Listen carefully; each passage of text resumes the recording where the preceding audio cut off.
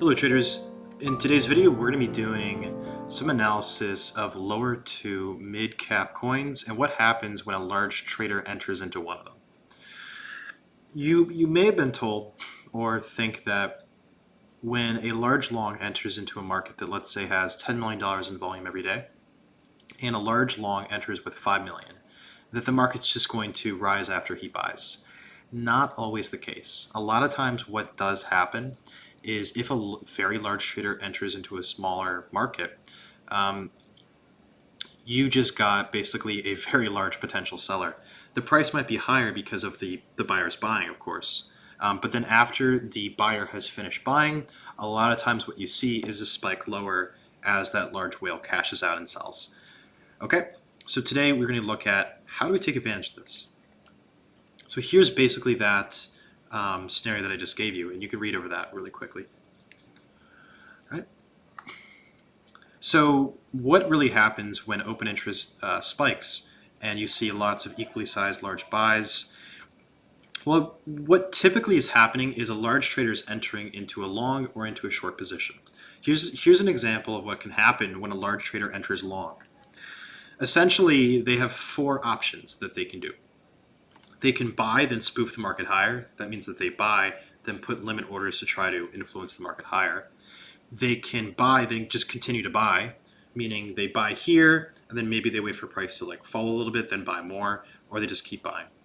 They buy and look to sell, which when you look at open interest, this is the most common thing that I've seen. So it's the thing you should definitely watch out for. Or they buy, then just do absolutely nothing. They don't influence the market, they don't sell, they don't buy more. They just do nothing. This is probably the rarest thing that I've seen, because just randomly entering long or entering short into a futures market where you could be liquidated or have to bleed through funding rate every hour, paying the other side, it's really dangerous to do that. And typically when people invest, they're doing it in spot markets. Typically when people trade futures, they're either hedging or short-term speculating, because it's too dangerous a lot of times to not short-term speculate. All right, let's go in. If you can decipher this picture and accurately tell me how you would make money the next time that something like this happens, then you are definitely an elite trader. If not, it's okay, because I'm going to explain it to you. Here's what's going on. Do you notice that open interest is increasing and decreasing the same amount time and time after, again and again? How would you take advantage of this? Well, take a look let me do this. Take a look at 14 o'clock, and you can see that price spikes up, open interest spikes. A large long has probably entered with about 4 million. You can see from the y-axis. Now, price spikes down a lot, from 6.5 to 6.3, and you can see open interest falls. This happens again at 14:30. You can see a buy spike, and you can see a lot of open interest rising, and then the price spikes lower as open interest falls. What's happening, guys, is that a large trader is opening and then closing, opening and then closing, opening and then closing. And the way you would take advantage of this pretty easily is to take the other side of the trade whenever they enter. You would only want to do this if this coin is mid or lower cap and you believe that the risk reward's in your favor. This kind of strategy that I'm going to show you, where we're basically trading against large traders, only works on coins that do not have a lot of volume. Let me repeat that. This isn't what you want to do on something like Bitcoin or Ethereum unless you're really confident in it. This is a kind of strategy that you want to do on isolated coins that don't have a lot of markets, where the factors are really, few between. So if you look here, probably the best example of what we could have done is shorted at 14:30 after the large buy spike, and then just exit our short either at a little after 15 o'clock or a little before. As you can see, open interest was falling. Here's another example of it. Price was going lower as open interest was rising. Essentially, a large short was entering on this token, on SRN. And what ended up happening is, take a look at that beautiful buy spike that happens at 15 o'clock, or a little bit before 15 o'clock. What happened is open interest fell to the exact same level that it was before the large short accumulated. What was really going on is a large short was entering, then all of a sudden closed his entire position all at once. How do we take advantage? Well, once you begin to see open interest fall, that can indicate that the short is probably stopping his shorting and might be looking to buy back. That's when we probably want to take the other side of the trade, i.e. buy.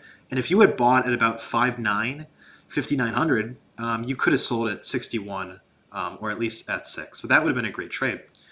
Here's another example. This is MKRPERP, and this is one that actually caught me off guard. Originally, I thought that this was a large short entering. Price spikes lower, we see a fair amount of selling. Open interest rises from 1.4 mil to about 2.1. That's actually not what ended up happening. I zoomed in on the 1 second chart to go see what was going on after I had entered long on MKRPERP, and I saw that actually it was a large whale that was accumulating long. How do I know this? Look at all of the large volume spikes on this 1 second chart. They're buys. That's because during the same exact time, this was actually a large whale buying. Now here's the most interesting part. I then closed my long and entered short against this guy. And this is what ended up happening. And I had a really good trade. Basically what I saw, guys, was open interest was slowly falling as this large long was closing his large long. He was slowly closing it at about 8 o'clock, 9 o'clock. And as he was slowly closing his position, price was falling. That's because this guy was really struggling to close his entire long position, and I was taking advantage of that by shorting. And you can see that it didn't turn out too well for the guy who stayed long. But it did turn out well for the guy who stayed short. Now, here's another example that I think you guys are going to like. Take a look at about 3 o'clock. You can see price spikes down quite low out of nowhere. And open interest increases a fair amount. Then price spikes up in almost the same exact manner to where it was before as open interest falls. This is a large short that was entering very forcefully and then closing very forcefully. This happens again on the far right portion of your screen. We see open interest rise after a large short after a lot of selling and a large short was accumulating a short position. What do you do here? Do you do nothing? Do you want to long because there's a large short that we could target? Or do you think you should short and just join this guy and sell after he did? The correct answer is to long. What ended up happening is the same exact pattern where open interest rose a fair amount on a market move. This guy entered short, and then open interest fell to the exact same level where it was before after he bought out and closed his short position. Essentially, what we could have done here is you could have bought at about 2.4 something, 2.42, 2.43 after you see this large short entering and open interest beginning to fall. Then, after you see that really large open interest decrease after the short exits, that could be a potentially good spot to close your long where that guy closes short. This kind of approach to the market is much more poker-esque and not really Warren Buffett or investment-esque, but kind of just looking at other players' hands and taking advantage of them. That's kind of the way that this works. So let's go to the next one. What's the takeaway here? Well, what I like to do is to use CoinGlass, a site I'm about to show you that's completely free, to spot large increases in open interest in order to try to spot a whale. Analyze past activity to see if that whale is entering a large long or a large short. You want to look at past patterns to see how prices reacted, and you need to check Bitcoin correlation. And if all looks good, then you could potentially position yourself against this whale to try to, if he shorts, we long, and when he begins to close his short by buying, we sell our long at hopefully a higher price. Again, some disclaimers with this strategy. We don't always know. We don't always know if it's one whale. We don't always know if it's multiple whales. We don't always know the position holders on a coin. We really don't. The best thing that we can do, though, is to try to identify past patterns of people opening and closing positions and try to take advantage of them. The best example of that is SRN, which I showed you guys before right here. This is very clearly a bot that was programmed pretty horribly and pretty easy to take advantage of, as you can see. This one too. This one was quite difficult, but it was nice because, it was just a slow bleed as a large long was trying to exit. But you need to be very careful when you do this, because we don't always know if it's one guy entering, if it's multiple, we don't know that. But the best thing you can do is to have a very good awareness of open interest and price and look for patterns of volume, of open interest, and of price change. Here's an example. If you see price fall 5% over 2 minutes, open interest, let's say, increases by 1 million, and volume is like 5 mil. And then you see the same exact thing happen, but the other direction, where we see, buying of that same amount, volume of 5 million, and open interest, decreases by 1 million. That indicated basically that large short entered and then exited 2 minutes later. Now, the next time you see that exact same increase in open interest with price spiking down, probably a good time to buy. Because from that pattern, we see that this is probably a bad bot or a bad trader who's just entering a very large position. Finally, we want to do this on coins that do not have many markets. This is not a strategy we want to do on something like Ethereum or Bitcoin. There are a lot of reasons for that, but this works well that I've found on coins that are about mid-market cap or lower. Yeah, you got to be careful with this with very large coins. Now here is a live example that I actually just took a trade on right before this video. I shorted at 1940 on MKRPERP. I put out a limit order to short at 1940. Let's go take a look at why. I saw that there was a large open interest increase in MKR right here. Look at that increase. It's plus 18% in 4 hours. In 1 hour, it's an open interest increase of about 14%. I shorted at 1940 because this might have been a pretty big risk, but you can see here that I could tell that there's a large long that was accumulating MKR, as you can see right about here. And I think the 5 minute, sorry about that, guys. And the 5 minutes going to show it very clean. Yeah. You can see that there's a large long who is entering right about here. And I shorted at 1940 because I think he's going to begin to close. And when he does close, it's going to be a large sell-off on MKR. This, by all means, is not a perfect trade, even though I was able to short at 1940.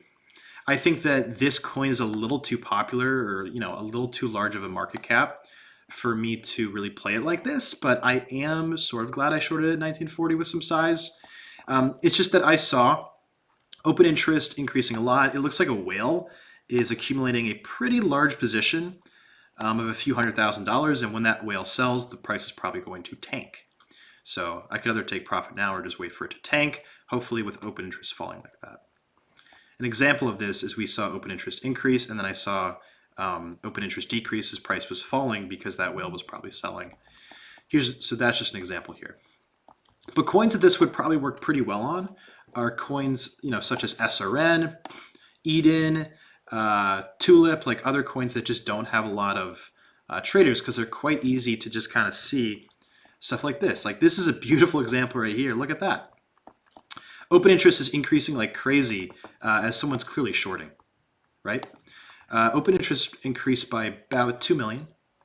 After that, you can see that open interest decreases, not the full amount, but a little bit right here by about 1 million as the person bought right back. That's just one example. Eden Perp is another one.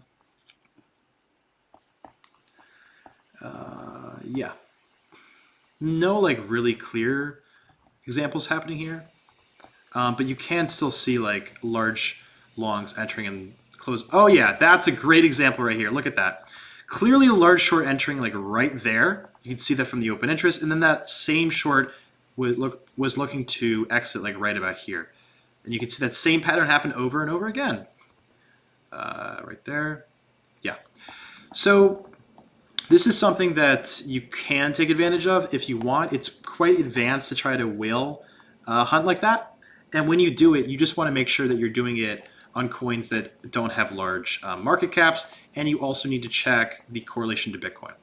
This is something that I've been working on for a bit. It has been really the most profitable way to trade I've seen recently, because some of these whales are really dumb. They're really dumb. They do things like buy spike, like open interest will increase by like 50% as some dumb whale buys the top of the market, pushes it way high, and then just stops. And we know that that guy has to sell eventually. So those trades have been really fun to take because they've just been pretty easy most of the time. So take a look at this. Use CoinGlass because it's free, and yeah, try it out if you feel like it. All right, happy trading. I'll see you guys in the next one.